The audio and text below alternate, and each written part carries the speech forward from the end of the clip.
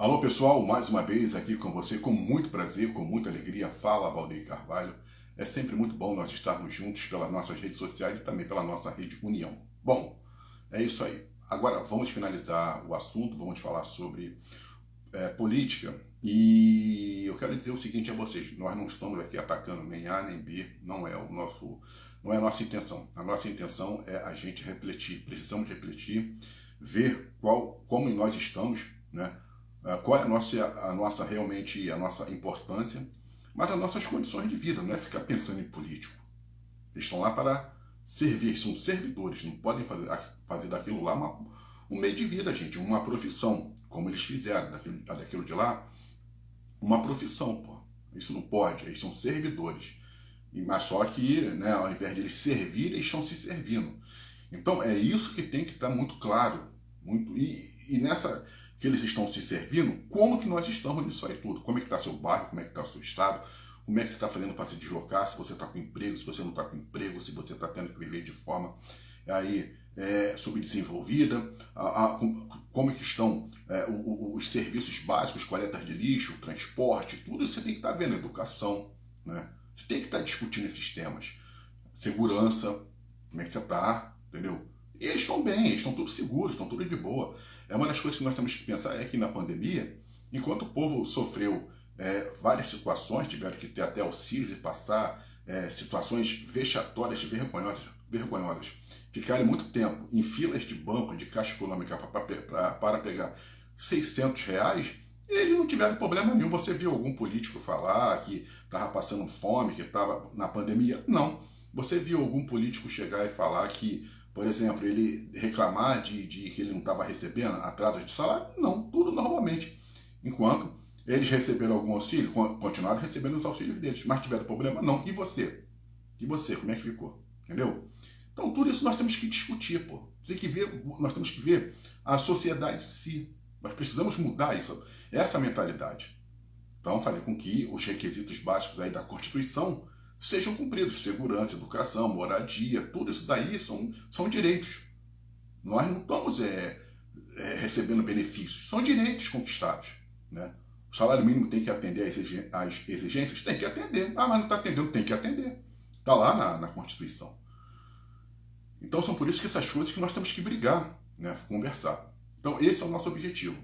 Então, mas antes de mais nada, quero mandar um forte abraço para o Reison, o Jorge Martinelli e o Edson Dias. E o Edson Dias, no canal do YouTube, ele me fez uma pergunta, só que ele está se referindo ao Márcio, mas quem vai te responder é o Valdeir Carvalho, tá? Ele fala o seguinte, olha, Márcio, não sei que apito você toca, mas o cheiroso PSDB deixou de ser alternativa quando desceu do muro para se juntar ao PFL de ACM e Agripino Maia, hoje União Brasil de Rueda, deixando o centro para fazer o jogo da direita com o mensalão, o escândalo do Banestado, as vergonhosas privatizações, etc. Aécio Neves é aqui o que fala o nosso Edson Dias. Edson, a questão toda é a seguinte, eu entendi o que você quis falar, essa questão do que apito você toca, e você falou sobre o PSDB, né? O PSDB, você tem que compreender o seguinte, você vai ter que pegar uma história lá para trás, você tem que entender que o PSDB, desses partidos todos, ainda é o único que você não tem aí metido totalmente em corrupção. Você não tem os caciques do PSDB metido em corrupções. Por exemplo, Fernando Henrique, o único dos presidentes, tirando também tendo Itamar Franco, o presidente Fernando Henrique, o ex-presidente, saiu da presidência sem responder nenhum crime. Não foi preso, né? Tá aí. Hoje, infelizmente, está numa situação complicada de saúde, né?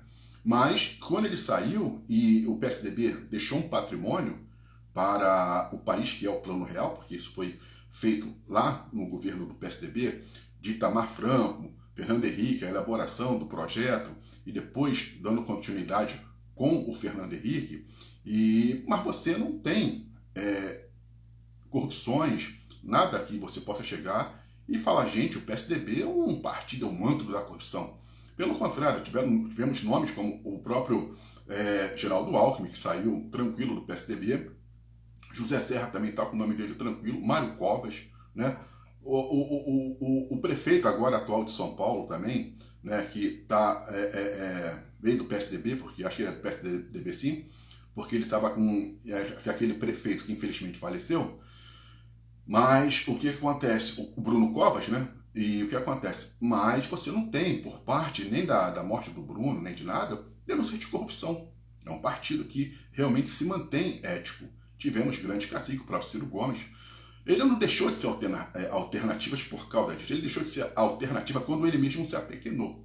Entendeu? O PSDB se apequenou. Eu acho que quando nós tivemos as eleições de 98, em 2002, quando o PSDB foi disputar a eleição com Lula, e o Lula saiu vencedor, o erro maior do PSDB foi tentar esconder Fernando Henrique. Por que tentou esconder Fernando Henrique? Não se pode querer esconder Fernando Henrique. Tanto das eleições de 2002, depois de 2006. Né? O Aécio Neves é um outro caso que nós temos que discutir. Hoje é presidente do partido e está tentando lançar o Ciro Gomes como candidato. Não sei se isso é para tentar, né, botar o PSDB na mídia. Mas se você for pegar essa questão, até quando você tinha esse debate, e principalmente em 2002, 2006, nas eleições, você não pode negar Fernando Henrique. Fernando Henrique é um patrimônio do PSDB e eu considero ele um estadista e, para mim, um dos melhores ou maiores políticos do país. Por quê? Democrata, o cara entregou a faixa pro Lula. Nós não tivemos isso. Né? Foi lá, entregou a faixa pro Lula, respeitou, fez uma oposição, mas uma oposição ali, né? Aquelas que você pode considerar como oposição. Nada de você também tentar prejudicar o país, como está sendo feito agora. Uma oposição onde você tenta prejudicar o país, uma idiotia. Né? Então, quer dizer, e o PSDB ele tem um histórico muito positivo. Então, ele se apequenou, ele se escondeu, tentou esconder o Fernando Henrique. Acho também que quando a gente teve, né, o prefeito de São Paulo, quando que na pandemia, né, até me fugiu o nome dele, mas o Jorge Dória, né, acho que é Jorge Dória, ou João Dória, alguma coisa assim, eu acho que ele mandou bem na pandemia, esse prefeito de São Paulo, João Dória. E o que acontece? O Dória, vamos botar assim o Dória, mandou bem, foi lá, trouxe a vacina. Por muitos que possam falar que, não, a vacina foi muito boa, ela travou a doença. Né? E ele foi o responsável também por trazer a primeira vacina, que foi a Coronavac, para o Brasil. Então, ele não poderia também ser rechaçado como ele foi do PSDB. Ele tinha uma visão para chegar. Só que criaram tantas situações que o PSDB foi aceitando ser encurralado. Ele não poderia aceitar ser encurralado. Ele tinha que continuar a chegar e continuar brigando. Defendendo as suas teses, defendendo as suas causas, sim. Defender os políticos que estavam ali brigando. Então, por isso que o PSDB se apequenou. Mas ele tem uma história dentro ali, porque ele não é um partido que você pode falar que ele é de esquerda, ele é mais de centro, né? Mas ele é um país que ele tem intelectuais orgânicos, tem uma estrutura, governou São Paulo por 30 anos. 30 anos. São Paulo se desenvolveu de uma forma maravilhosa. Você não vê as notícias de corrupção no estado de São Paulo, na gestão do PSDB, como é aqui no Rio de Janeiro. Só nesse período aí, nós tivemos aqui no Rio quantos governadores presos, impeachmados, governadores que respondem processo. Agora, você está vendo aí, está inelegível o Cláudio Castro. Olha só a situação. E o PSDB ficou anos como um partido, né, mandando ali no estado de São Paulo e também na cidade de São Paulo, e você não tem nada de corrupção, nenhuma denúncia, não tem nada de que venha manchar a história do PSDB. Eu sempre gostei do PSDB, mas eu voto sempre Ciro Gomes, sempre acompanhei Ciro Gomes e vou acompanhar porque eu acho que ele é o mais preparado que se tem aí. Desses políticos todos, Ciro Gomes, você pode discordar, mas ele tem um projeto para o país, sendo que ele se lançou 4 vezes e o Brasil, né, infelizmente, rejeitou o que estava mais preparado realmente para governar esse país. Porque o Ciro Gomes sozinho ele governa isso aí tranquilo e sabe fazer articulações. Tanto é que, durante um bom tempo, o estado do Ceará figurou aí, né, no ranking de educação, melhores condições básicas de vida aí, saneamento básico, uma opção de coisas interessantes que o próprio Ciro e a sua família veio levando para o Ceará. Né? Então, quer dizer, eu acho que o Brasil errou e muito, porque discutiu dois personagens que não têm preparo. Se você for pegar, porra, Bolsonaro e Lula, os caras não têm preparo para poder chegar. Ele não consegue discutir, ele não consegue debater totalmente, né, projetos de Estado para o país. Mas o PT, ele tem, né, querendo ou não, ele tem uma estrutura. Já o que aconteceu com a extrema-direita, pô, Bolsonaro veio do PSL, tentou lançar o Aliança Brasil, né, o partido dele não conseguiu, aí foi, agora tá lá no PL. Você não consegue, o cara não consegue, ele não tem um partido, não tem uma estrutura. A família Bolsonaro não tem uma estrutura de partido para que possa dar a eles. O que eles têm são eles mesmos, né? E você vai formando esse bolo que está aí, entendeu? E é o que está aqui no Rio de Janeiro. Diferentemente do Ciro Gomes, diferentemente do PSDB e até diferentemente do PT, que querendo ou não, tem uma estrutura, mesmo que seja uma estrutura para tal coisa que vão falar aí, eu não posso, né? Eu não quero entrar nessa discussão, mas existe, né? Já está aí há um bom tempo, mas o PSDB, com toda a sua estrutura, com todos os seus projetos, os seus caciques, os seus intelectuais orgânicos, ele se mantém. Você não tem denúncias graves.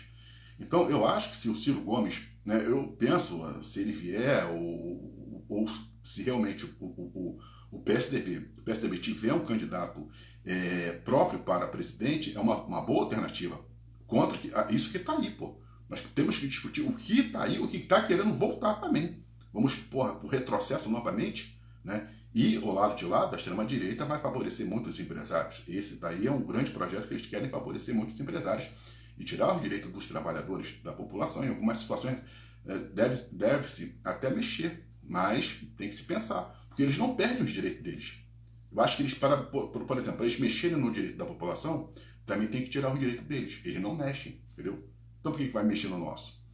Então, eu acho assim, tá, o Edson, acho que o PSDB não se perdeu quando se juntou com o PFL, acho que não, porque os partidos precisam fazer isso. Você vê aí, ó, o Lula para governar, essas emendas de relator, essas confusões que nós estamos tendo aí de dinheiro, de distribuição de dinheiro para deputados, né?